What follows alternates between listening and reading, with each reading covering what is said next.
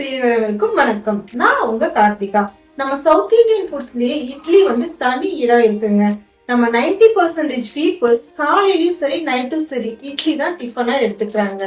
அதனால இன்னமும் வீக்கெண்ட் ஆனா ஹோட்டல்ல போய் விதவிதமான ஃபுட்ஸ்களை சாப்பிடுறாங்க.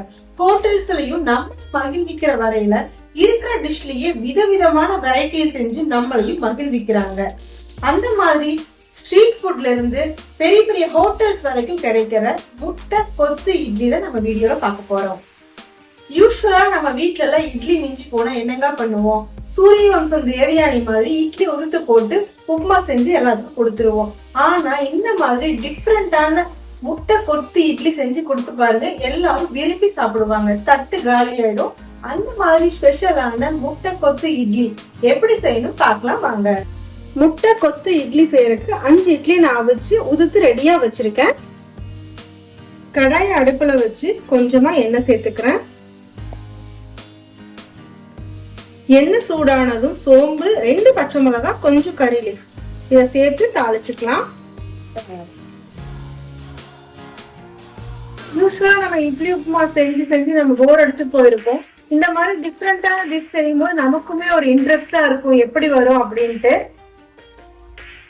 தாளிப்புக்கு நம்ம சேர்த்த எல்லா ஐட்டமும் பொரிஞ்சிருச்சு. இப்போ ஒரு பெரிய சைஸ் பெரிய வெங்காயத்தை கட் பண்ணி வச்சிருக்கேன், அதை இது கூட சேர்த்துக்கிறேன். வெங்காயம் சேர்த்து நல்லா வதக்கிக்கலாம். வெங்காயம் நல்லா வதங்கிருச்சு, கண்ணாடி பதம் வந்துருச்சு. இந்த டைம்ல நான் மீடியம் சைஸ் 2 தக்காளி கட் பண்ணிருக்கேன், இதை அது கூட சேர்த்துக்கலாம். சின்ன சின்னதா நான் கட் பண்ணி வச்சிருக்கேன். நல்லா மைய வதங்குற மாதிரி வதக்கிக்கலாம்.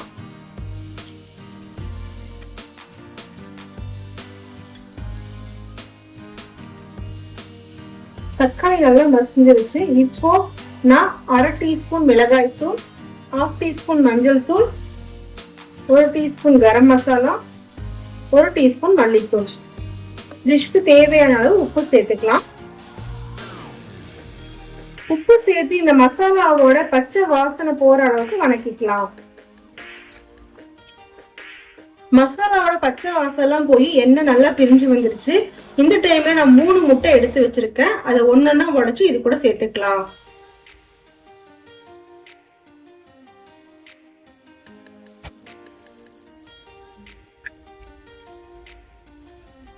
முட்டையை உடைச்சு ஊத்தி நல்லா கலந்துக்கலாம்.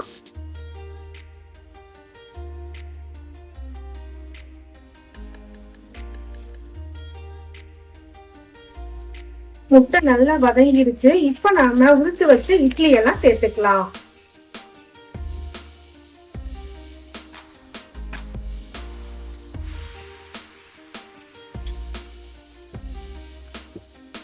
சேர்த்து 2 கிளறிட்டு அடுப்பை சிம்ல வச்சுக்கலாம்.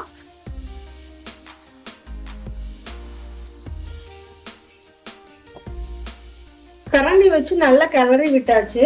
இப்ப நம்ம கொத்து இட்லின்னு சொல்லியிருக்கோம் இல்லையா, இந்த மாதிரி ஒரு கிளாஸ் எடுத்துக்கோங்க. இந்த மாதிரி பெரிய கிளாஸா இருந்தா ரொம்ப ஈஸியா இருக்கும், சூடு நம்ம கையில படாது. இங்க பாத்தீங்கன்னா ஷார்ப்பா இருக்கும். இந்த மாதிரி இருக்கும்போது நல்லா கொத்து போடுறதுக்கு சூப்பரா இருக்கும். இந்த மாதிரி கொஞ்சம் கொஞ்சமா கொத்தி விட்டுங்க. சூடா இருக்கும் போதே கொத்தி விட்டீங்கன்னா அழகா கட் ஆகும். ஒவ்வொன்றும் ஒரு 2 மினிட்ஸ் தாங்க கொத்தி இருப்பேன். சூப்பரா முட்டை புரோட்டாவோட செமையான ஸ்மெல்லுங்க. ஸ்மெல்லே நம்ம எப்ப சாப்பிடுவோம்னு இருக்கு. குழந்தைங்களும் ஸ்கூல்ல இருந்து வந்துட்டாங்க. இதை நீங்க ஈவினிங் ஸ்நாக்ஸாவும் செய்யலாம், நைட் டின்னராவும் செய்யலாம். சூப்பரான ரெசிபி, நீங்களும் கண்டிப்பா ட்ரை பண்ணுங்க.